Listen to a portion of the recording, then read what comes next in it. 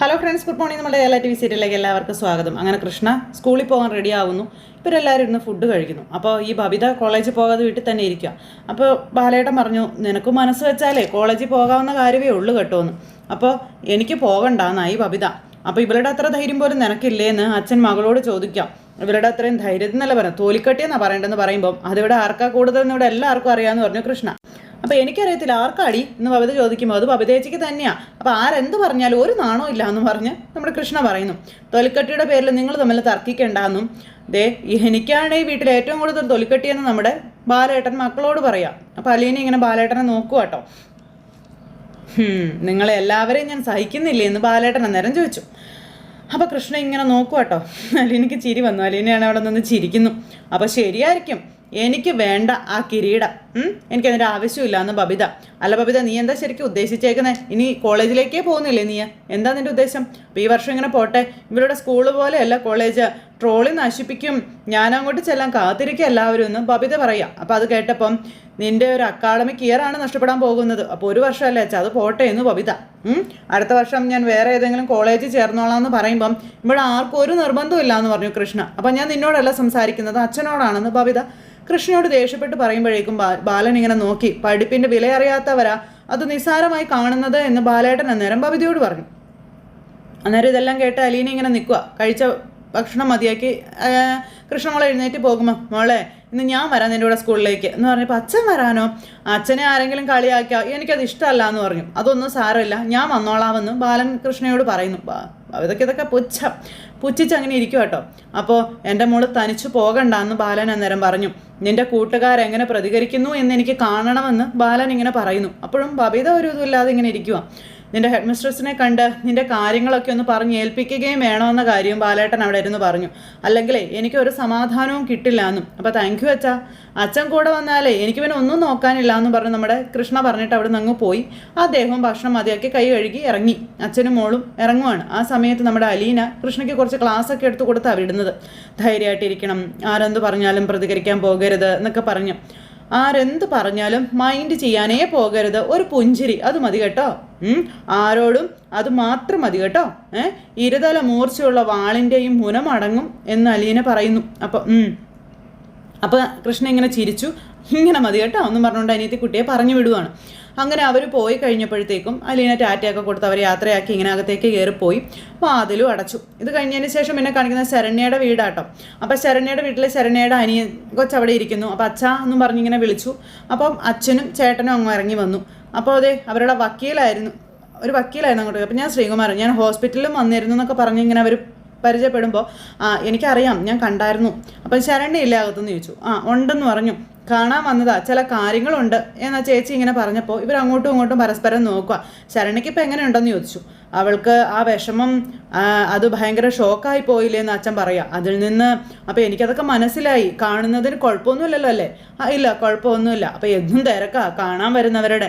നമ്മുടെ നാട്ടിലെ ഇത്രയും പാർട്ടിയും സംഘടനയും ഉണ്ടെന്ന് ഞാൻ ഇപ്പോഴാണ് അറിയുന്നതെന്നൊക്കെ ആ ചേട്ടൻ പറഞ്ഞു. അപ്പോൾ അതങ്ങനെയാ, ഒരു ദുരന്തം വരുമ്പോൾ എല്ലാവരും വരും, ആശ്വസിപ്പിക്കാനും ഐക്യദാർഢ്യം പ്രഖ്യാപിക്കാനും ഒക്കെ.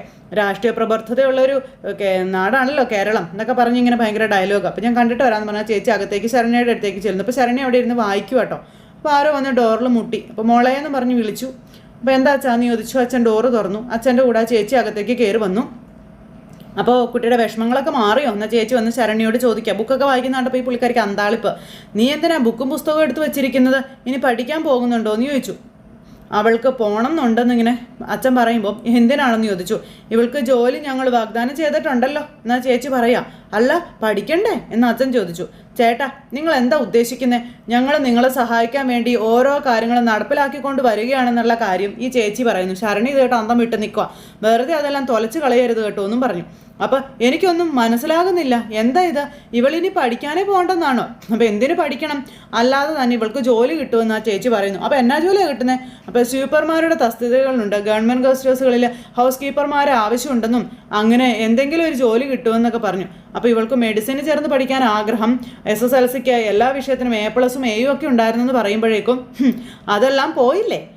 നിങ്ങളൊരു കാര്യം മനസ്സിലാക്കണം. കൂട്ടബലാത്സംഗത്തിന് ഇരയായ പെൺകുട്ടി സമൂഹത്തിന് മുന്നിൽ ഒരു രക്തസാക്ഷിയാണെന്ന് ആ ചേച്ചി പറയുന്നു. ഇത് നിങ്ങളെ പറഞ്ഞു പേടിപ്പിക്കട്ടാ പുള്ളിക്കാരി. ജീവനുണ്ടെന്നേ ഉള്ളൂ. ഈ നാട്ടിലെ സമൂഹമാണ് അവളെ ഇനി നോക്കേണ്ടതെന്ന് ആ ചേച്ചി പറഞ്ഞു കൊടുക്കുക. അല്ല, പഠിക്കാൻ അപ്പോഴേക്കും പഠിക്കണമെന്നുണ്ടെങ്കിൽ ഈ വീട്ടിൽ നിന്ന് ഇറങ്ങി നടന്നു പോകണ്ടേ, ബസ്സിൽ കയറണ്ടേ? അപ്പോൾ കാണുന്ന ആൾക്കാർ എന്ത് വിചാരിക്കുമെന്ന് ചോദിച്ചു. ദേ അവൾ പുല്ല് പോലെ നടന്നു പോകുന്നു, അവൾക്കൊരു കോപ്പും പറ്റിയിട്ടില്ല. ദേ കൂട്ടുകാരുടെ കൂടെ ചിരിച്ചും കളിച്ചും അവൾ നടക്കുന്നു, നാട്ടുകാരുടെ സിമ്പതി നഷ്ടപ്പെടും, മനസ്സിലായോ എന്ന് ചോദിച്ചു. മലയാളികളുടെ കണ്ണുനീർത്തുള്ളിയാണ് ഇവളെന്നും പറഞ്ഞ ചേച്ചി പറയുന്നു. പീഡന കേസിലെ അതിജീവിതയാണ് ഇവള്. വീട്ടിനകത്തിരിക്കുമ്പോൾ കിട്ടുന്ന അലുവം തേയും പുറത്തിറങ്ങി പാട്ടും പാടി തുള്ളിക്കളിച്ച് നടന്നാലേ കിട്ടത്തൊന്നുമില്ല എന്നൊക്കെ പറഞ്ഞ് ആ ഒരു ഇതിൽ പറയും. ഇതൊക്കെ കേട്ട് ആ പെങ്കൊച്ചും അച്ഛനും അന്താളിപ്പോട് നിൽക്കുന്നു. എൻ്റെ മോൾക്കൊരു സന്തോഷവും വേണ്ടെന്നാണോ നിങ്ങൾ പറയുന്നതെന്ന് അച്ഛൻ ചോദിക്കുമ്പം വീടിനകത്തിരുന്ന് സന്തോഷിക്കാമല്ലോ.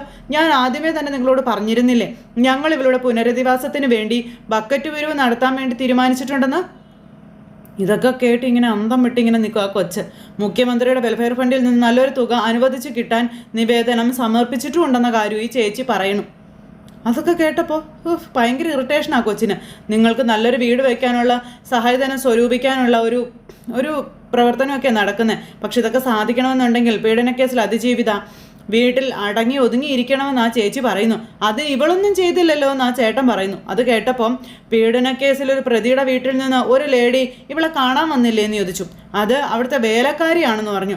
ആദ്യം വന്നപ്പോൾ കോളനിക്കാരെല്ലാവരും കൂടെ ചേർന്ന് അവളെ വളഞ്ഞിട്ട് തല്ലി മണ്ണെണ്ണ ഒഴിച്ച് കത്തിക്കാൻ വരെ പോയതാണെന്ന് അച്ഛൻ പറഞ്ഞു. കത്തിക്കണമായിരുന്നു, അപ്പോഴേ നമ്മുടെ പ്രതിഷേധത്തിൻ്റെയും പ്രക്ഷോഭത്തിൻ്റെയും ശക്തി ജനമധ്യത്തിലേക്ക് എത്തുകയുള്ളൂ എന്ന കാര്യമൊക്കെ പറഞ്ഞു. യഥാർത്ഥ സമരങ്ങൾക്ക് രക്തസാക്ഷികൾ അത്യാവശ്യമാണെന്നൊക്കെ ആ ചേച്ചി പറയുമ്പം എൻ്റെ മക്കളാ മണ്ണെണ്ണ ഒഴിച്ചതെന്ന് ആ ചേട്ടൻ പറയുന്നു. അപ്പോൾ ആ ചേച്ചി ഒന്നും മിണ്ടുന്നില്ല. അതിന് അവർ ജയിലിൽ പോയി കിടക്കേണ്ടി വരത്തില്ലേ എന്ന് ആ ചേട്ടൻ ചോദിക്കുമ്പം ജയിലിൽ പോകണം, ആത്മത്യാഗങ്ങൾ എല്ലാ കാലത്തും ഉണ്ടായിരുന്നു എന്നൊക്കെ പറഞ്ഞാൽ പുള്ളിക്കാരിയുടെ വർത്തമാനം കേട്ടി ഇവർ അന്തം വിട്ട് നിൽക്കുക. സ്വന്തം സഹോദരിക്ക് വേണ്ടിയല്ലേ, അവളുടെ ചവിട്ടി അരയ്ക്കപ്പെട്ട അഭിമാനത്തെ ഉയർത്തിപ്പിടിക്കാൻ വേണ്ടിയിട്ടല്ലേ എന്നൊക്കെ ചോദിച്ച് ഈ ചേച്ചി ഇങ്ങനെ ഇവരോട് പറയുന്നേ. അവർ കേസിൽപ്പെട്ട് ജയിലിൽ കയറേണ്ടതായിരുന്നല്ലേ എന്ന് അച്ഛൻ ചോദിച്ചു. പോലീസ് കസ്റ്റഡിയിലെടുത്ത് ലോക്കപ്പിലിട്ടതായിരുന്നു.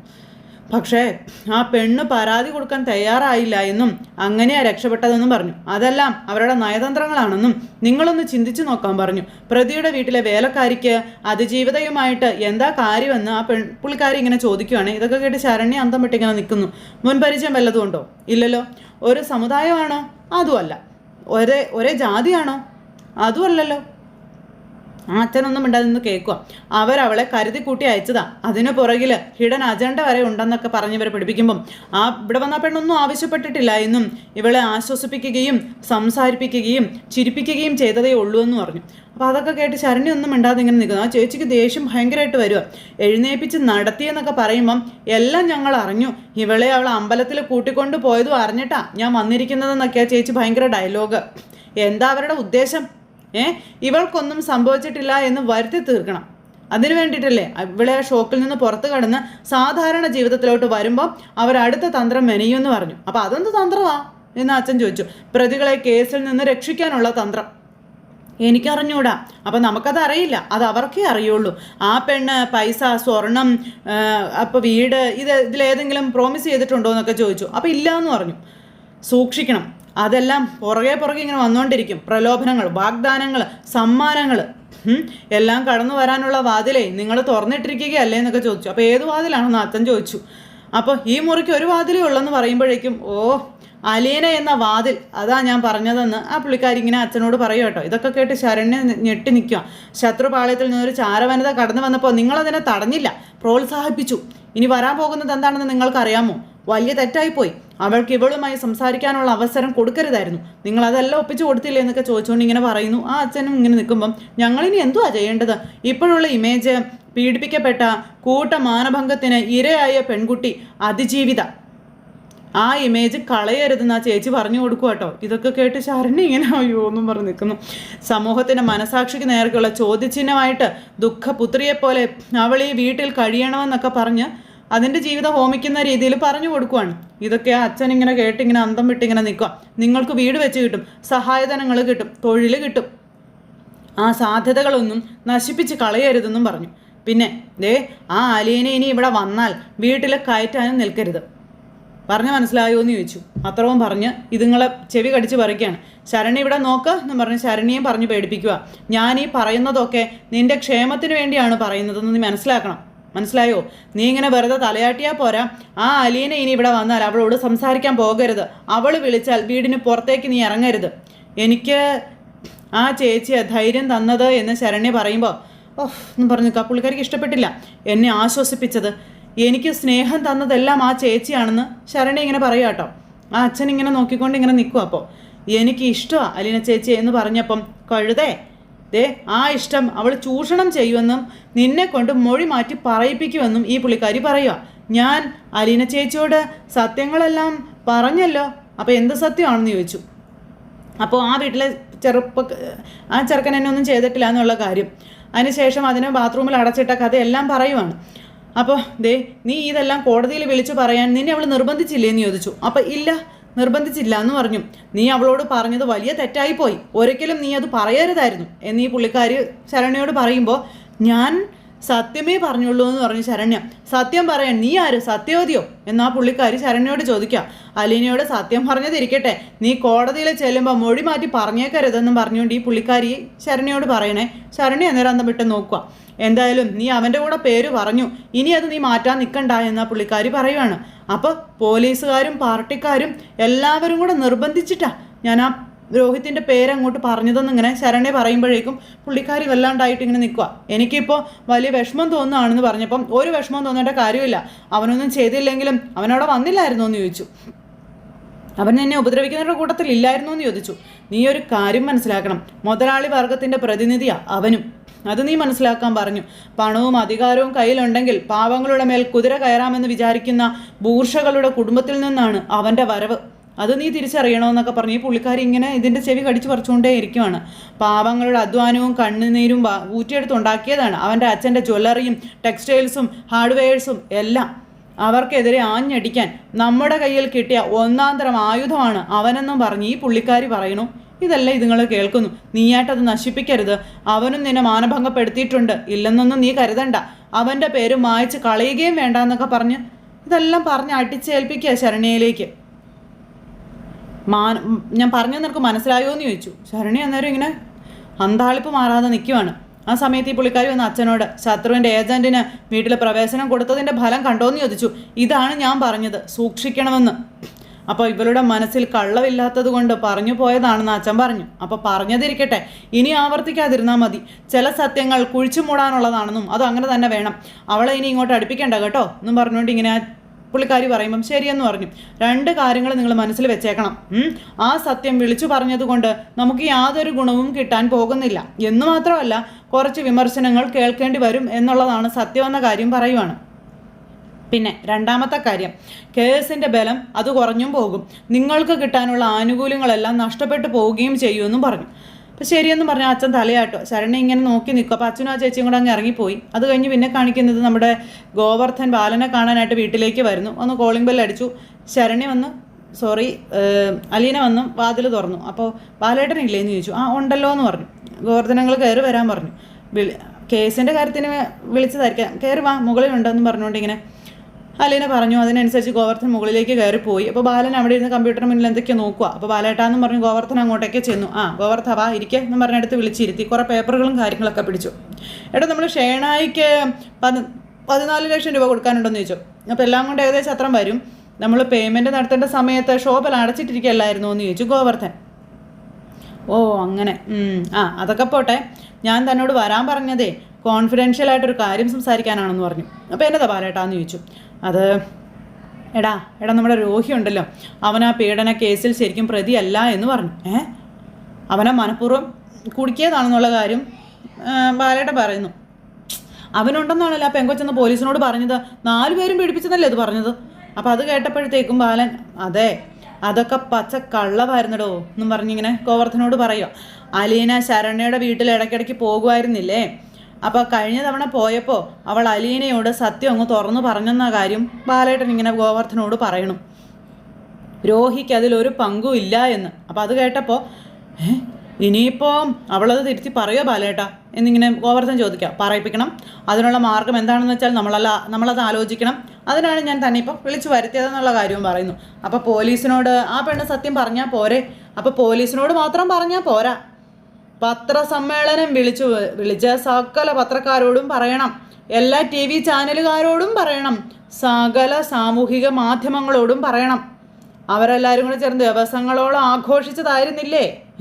അത് പിന്നെ ആ പെൺകുട്ടി പത്രസമ്മേളനം നടത്തി സത്യം പറയാന്നൊക്കെ വല്ല സമ്മതിച്ചോ എന്ന് ഗോവർദ്ധൻ ചോദിക്കുമ്പോൾ ഇല്ല, അതാണ് നമ്മുടെ പ്രശ്നം എന്നിങ്ങനെ ബാലേട്ടൻ അന്നേരം പറഞ്ഞു. അലീനയോട് മാത്രമേ ഈ ഒരു കാര്യം പറഞ്ഞിട്ടുള്ളൂ, അവളുടെ വീട്ടുകാർക്ക് പക്ഷേ അതെല്ലാം അറിയാം. ബാലേട്ടാ, നമുക്ക് പോലീസിനോട് പറഞ്ഞ് അവർക്ക് ചോദ്യം ചെയ്ത് സത്യം പുറത്തു കൊണ്ടുവരാൻ പറ്റത്തില്ലേ എന്ന് ഗോവർദ്ധൻ ചോദിക്കുമ്പോൾ എടോ, അവരാണ് എൻ്റെ മോനെ കൂടി പ്രതി ചേർക്കാനായിട്ട് ഉത്സാഹിച്ചത്, അതെനിക്കറിയാവോന്ന് ചോദിച്ചു. ആ CI ഗോപാലകൃഷ്ണ പണിക്കർ, അപ്പം അയാളൊരു മൊശടനാ എൻ്റെ പൊന്നു ബാലേട്ട. അന്ന് അലീനയെ ചോദ്യം ചെയ്യാൻ വിളിച്ചുകൊണ്ട് പോയിട്ട് അവളെ പാതിരാത്രി പറയും കസ്റ്റഡിയിൽ വെച്ചുകൊണ്ടിരുന്നത് അയാളാണെന്ന് പറഞ്ഞു. അയാൾക്ക് തന്നെ എന്നോട് ഇത്ര വൈരാഗ്യം എന്ന് ചോദിക്കുമ്പം, ഒന്ന്, അവർ അസോസിയേഷൻ്റെ പിരിവിന് വന്നപ്പോൾ അയാൾ ചോദിച്ച അത്രയും എമൗണ്ട് കൊടുത്തില്ല. പിന്നെ രണ്ടാമത്തെ കാര്യം, നമ്മുടെ ജ്വല്ലറിയിൽ നിന്നൊരു സ്ത്രീ സ്വർണ്ണം അടിച്ചു മാറ്റിയ കേസിലായിരുന്നു, അത് പിടിച്ചപ്പോൾ അയാൾ നല്ലൊരു എമൗണ്ട് കൈക്കൂലിയായിട്ട് പ്രതീക്ഷിച്ചിരുന്നു, നമ്മളതും അയാൾക്ക് കൊടുത്തില്ല. ഓ, അത് സാരമില്ല, അയാളുടെ തലയ്ക്ക് മീതെയും പോലീസ് ഉണ്ടല്ലോ, നമുക്ക് നോക്കാം എന്നും പറഞ്ഞ് ബാലൻ ഇങ്ങനെ നിൽക്കുന്നു. ആ പെങ്കൊച്ച് നമ്മുടെ കൂടെ നിൽക്കുമോ ബാലേട്ടാ എന്നിങ്ങനെ ഗോവർദ്ധൻ ചോദിച്ചപ്പം അതാണ് പ്രശ്നം.